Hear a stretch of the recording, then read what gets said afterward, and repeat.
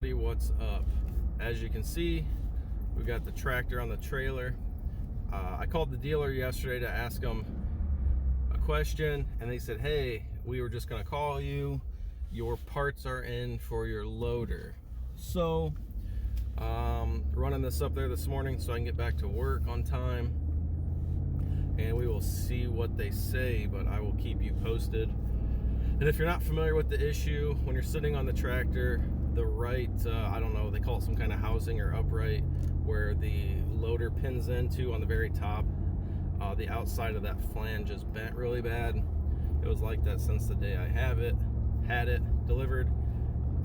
So I'm glad I took good videos of it when I got it. I didn't think anything of it until later. A couple weeks later, I was on Facebook going through some stuff and noticed people had some other issues like that.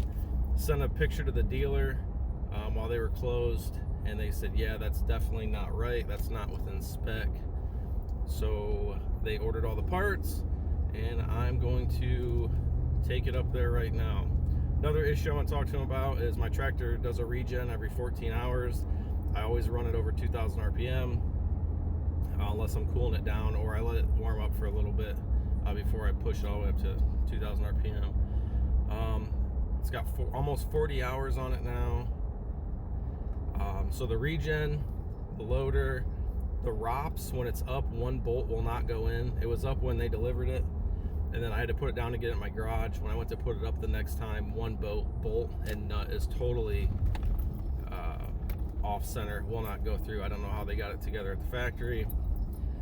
And I think that's about it. If I think of anything else, I'll update you. But it's about a 35-minute drive from my house. So we're gonna head up there. I'm gonna stop at the car wash quick. I was doing a lot of brush hogging with it the other day and didn't get it power washed at home. When I take stuff in to get it worked on, I like to make sure it's clean for those guys. So that's what we're doing, and I'll give you an update once we get there. Buddy, hope everyone's doing well. When I dropped the tractor off at the dealer, I did not get any footage of that. They were pretty busy. They just had me drop it in the front, take the key out, and I was on my way to get home and get ready for work. So it is now the following day, getting ready to go up there and pick the tractor up. They called me at 8 o'clock this morning, 8 or 9 I should say. Said, hey, tractor's done. So that was a really quick turnaround in my opinion. 24 hours, less than 24 hours, and it's done. So I'm gonna go pick it up before work, and it's only about 15 minutes from work, so that way I'm not making 2 trips. So had to do something today I wasn't planning on, so we will go over that. Yesterday I called 20 places looking for a 3-point disc. I'm walking up here right now, but when we bought this property, there was 2 discs left here. One's a little bit bigger, and then there's a smaller one. My plan was to hopefully stick a little bit of money in this smaller disc to get us through some projects we have coming up. And over the winter, I was going to take apart the big disc and make a 3.1 in my dad's shop. That did not happen. Let me show you why. This disc is, I don't know what year it is. It's Dunham Lear, and it's got 4 gangs, 6 discs, so it's got 24 discs on it, and it's a little too far gone for what I'm going to be doing. Some of the discs are rusted all the way through. As you can see, this disc was not meant to have Farmall rear tire weights added to it. It's going to need 2 new tires. Rims are rusted through. As you can see, the spindles are bent on both sides. That one's the worst. I tried rolling it a little bit. It's got 2 bent axles on it. As much as I wanted to use this and save some money, it just did not happen. I mean, I'm not too worried about the scrapers, but as you can see from that, let me turn you around. Some of these are in pretty rough shape. That one's got a giant chunk missing out of the back. And I just did not know how bad this was when it was sitting where it was. But you can see how bad that's torqued there, and that's bent out. And it's just too far gone. But on the bright side, someone came in and is buying all this stuff from me.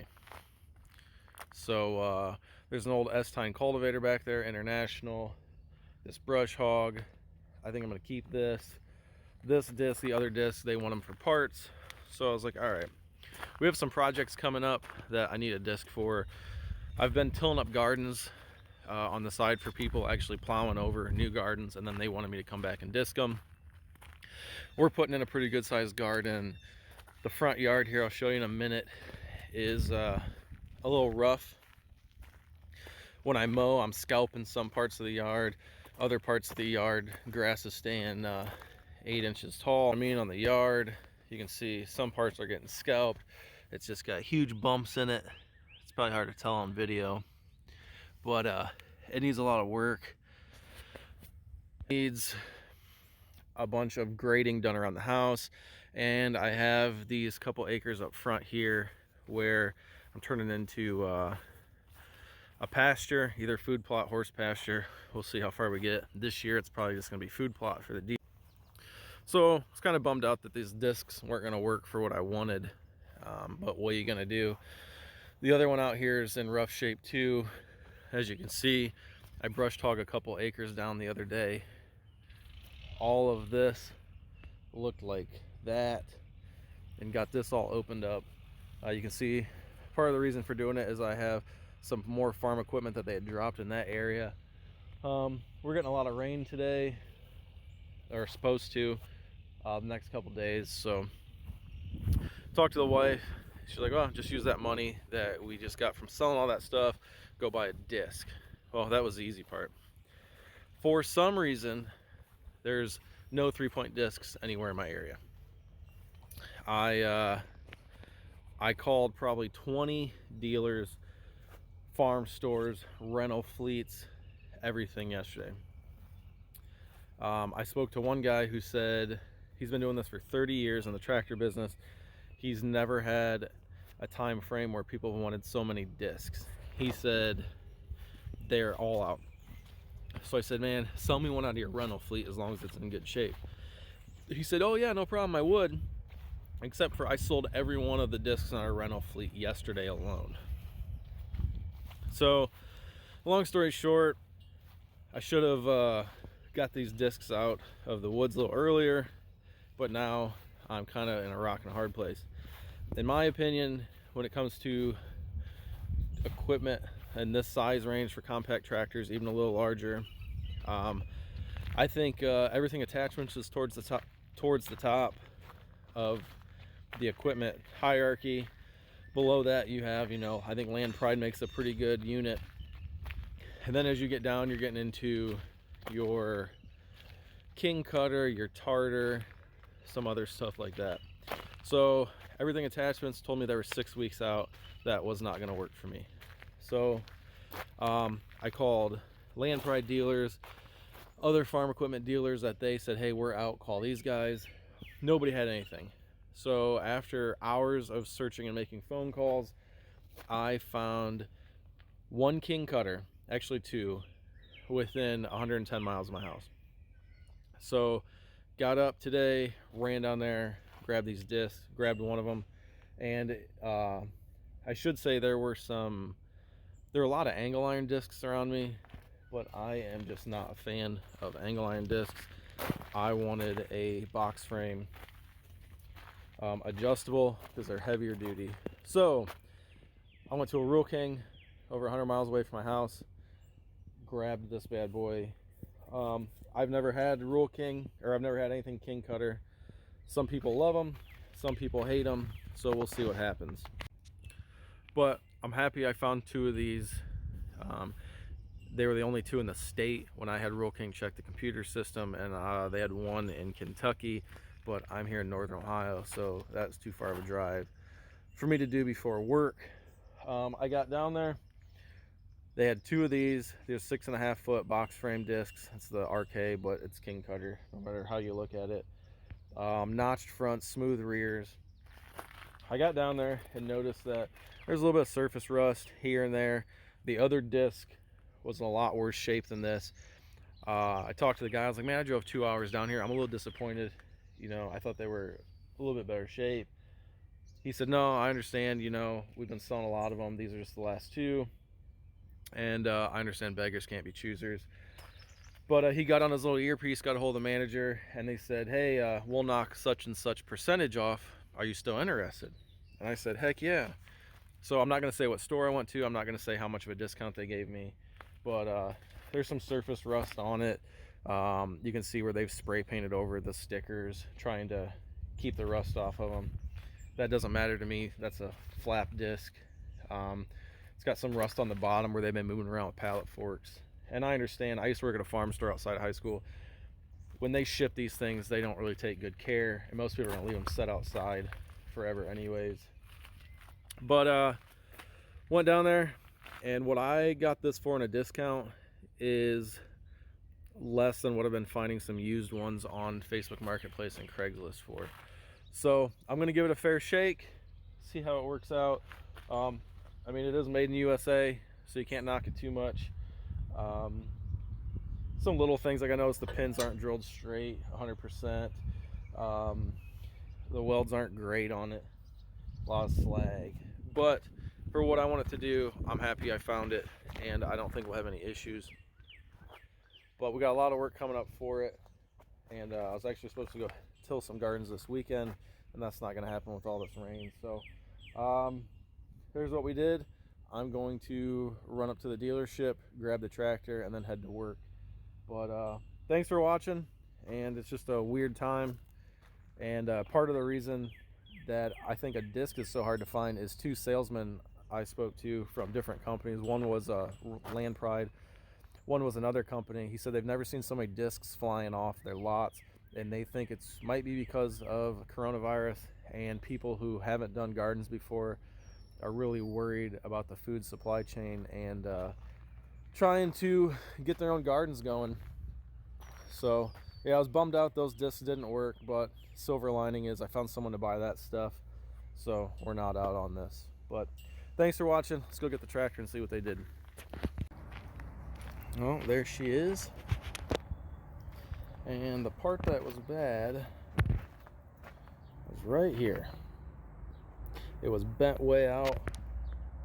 Man, perfectly straight. I am a happy camper. So they replaced this whole support yesterday. They said they'd give me all new pins. They'd make sure everything was lined up right. It looks like they messed with this, which I said this was, oh yeah, that was really wobbly. Still got a little play like it's supposed to. That's nice and tight. And then I had an issue with the ROPS. This ROPS bolt wouldn't go through. So I'm not sure what they did, but we'll go talk to them about that. But let's go talk to them and get this bad boy going. I gotta get to work.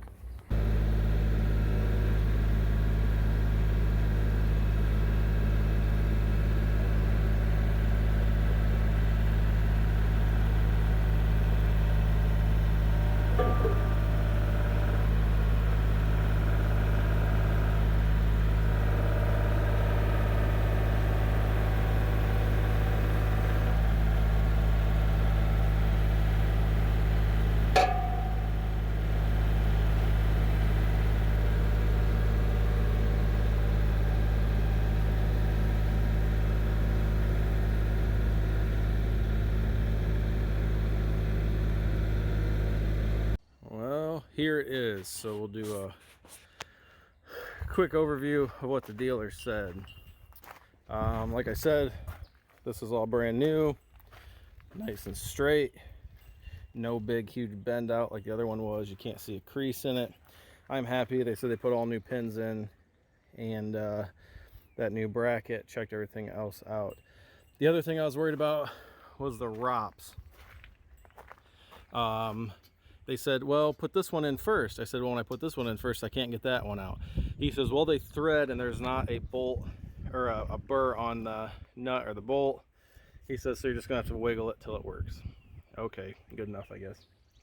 The other thing I was worried about is this had a pretty bad rattle to it. I think they checked that out. I've used it a little bit today. I do not notice it. So I am happy to have this back. Got some work for it to do. Only downside is it's been raining. Now onto the disc. Got it hooked up to the tractor. I adjusted the back gangs a little more aggressive. I gotta do the front, but I got an appointment I gotta go to here, so that'll wait till later. Build quality's good.